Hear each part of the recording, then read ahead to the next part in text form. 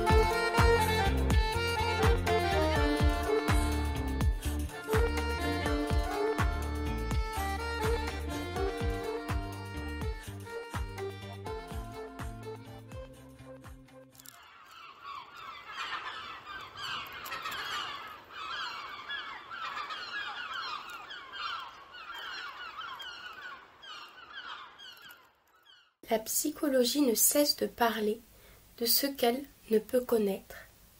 Elle psychologise le monde. Elle psychologise Dieu, l'art et la folie.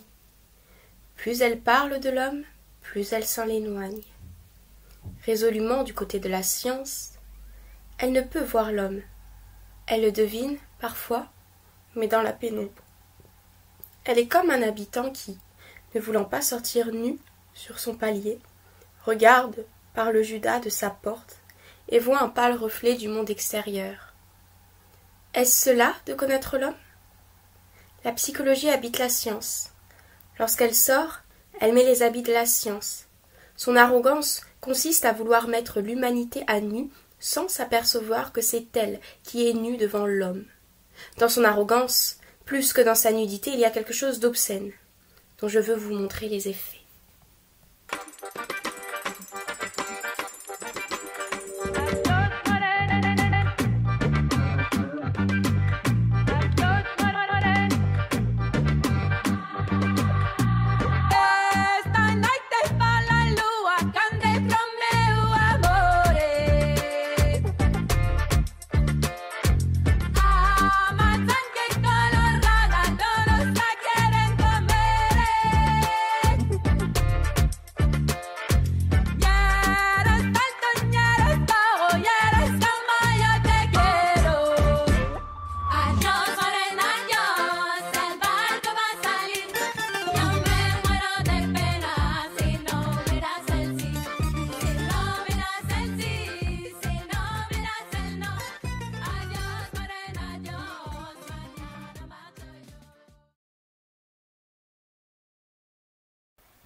J'avais la désolante certitude que l'esprit humain possède pour le faux une sympathie naturelle, qu'il résiste au vrai de toute la force en lui des passions et de la peur, comme je voyais, d'autre part, périr sans postérité certains mensonges des hagiographes, d'autres, au contraire, survivre et proliférer parce qu'ils correspondaient aux besoins affectif, politique ou spirituel de notre époque.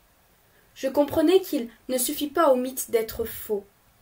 Il lui faut cette qualité particulière de fausseté qui, en un moment donné du développement humain, l'assure de prospérer.